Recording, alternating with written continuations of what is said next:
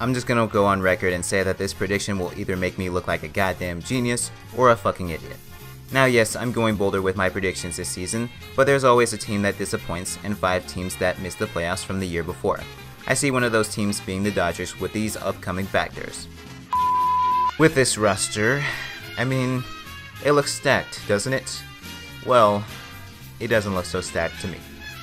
Now the lineup sure is. They do have Corey Seager, Cody Bellinger, Yasiel Puig, I like to say Puig, and then there's Yasmani Grandal and Jock Peterson. So this lineup is very good, and I'll give it a grade of an A-, because I didn't even mention Chris Taylor or Logan Forsythe. Well, really, I didn't mention Chris Taylor, that's who else I was trying to mention. And now when it comes to their depth, it's pretty solid in its own right. Enrique Hernandez, Trace Thompson, Austin Barnes, I guess Matt Kemp. And then in the minors, they have Kyle Farmer and Jake Peter, Donovan Solano, Rob Sagedin, Michael Ahmed. And then there's also Alex Verdugo, a top prospect that could come up this year should somebody struggle. And also Andrew Tolles. And so yes, their outfield is full of depth, but the rest of their positions, aside from maybe catcher in the infield, they're not full of depth. Especially since Justin Turner has a fractured wrist. So we're not sure when he's going to return, but I think that will be a bit of a problem. They do have some other guys, but I mean, the lineup is their strength, and their depth isn't bad either. I give their depth grade a B to go along with their A- grade in their lineup. So the Dodgers hitting core is really good. But now when it comes to their rotation, I have a hard time getting behind Alex Wood having another season like he did last year. And I mean, I have a hard time getting behind even Rich Hill and Hyunjin Ryu. Yes, Rich Hill has been very good, but I mean, will that continue?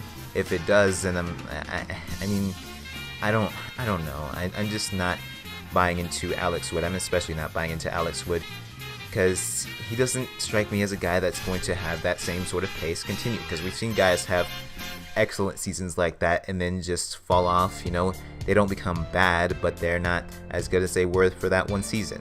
And so I have question marks. Outside of Clayton Kershaw, I have question marks with this rotation. Now, there is a guy that could come up this year in Walker Buehler that can help out this squad. He's their number 1 prospect according to Baseball Prospectus and Baseball America. So that should help out. But otherwise, this rotation gets a B+. It doesn't get any higher than a B+, and really that's only because of Clayton Kershaw. So, I mean, the rotation, it's just not as good as it. I don't think it's going to be as good as it was last year, especially with the difficult schedule that they have. They don't face pushovers, which we'll get to that. And then when it comes to their bullpen, there's Kenley Jansen. They acquired Scott Alexander, but they took some hits also. Now Julio Urias and Tom Kohler are both injured, but I mean they lost Brandon Morrow and Tony Watson. If they kept one of the two between those two, then I would be more behind them, just like if they had kept Yu Darvish. So I mean, when it comes to their bullpen, there's a few guys, but not much after that. So I'm going to give him a grade of a B. And I mean, this roster as a whole, I mean, it's a bit overrated to me. I like what they have with their lineup, but their pitching staff isn't as great. I mean, it's good, it's really good, but it's not as good as their lineup. And with a tougher schedule, who knows? I saved my largest explanation for this team, at least I think I did.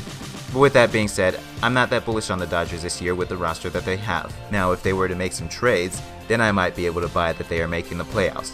With this current roster, however, I'm not buying it. And I know that Dodger fans are going to say, well RJ, this team won 100 games last year and they've been making the playoffs for a long time.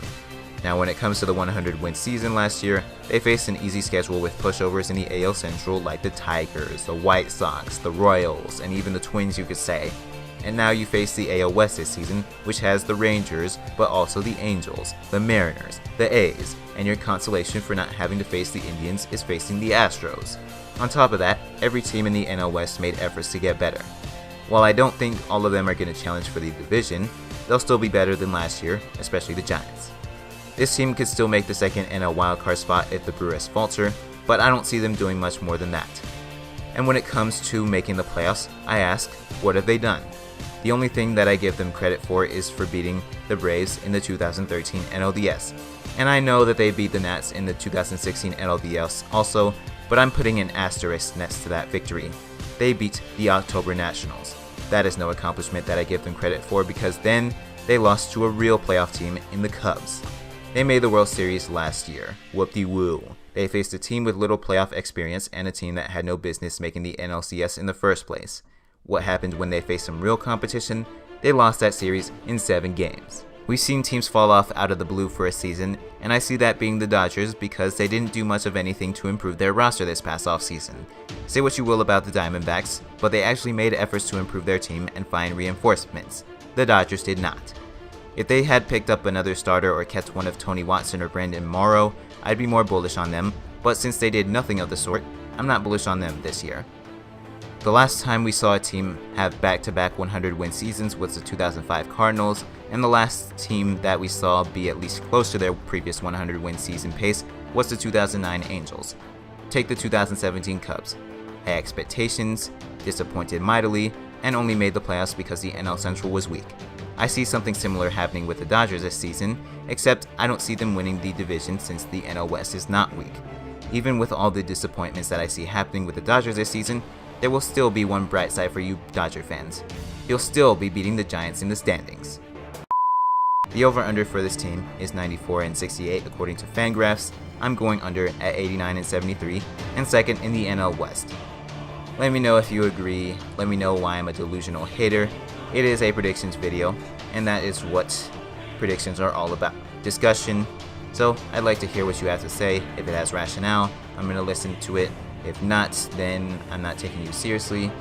And so, otherwise, that'll do it for this Dodgers edition of MLB season previews. And so long.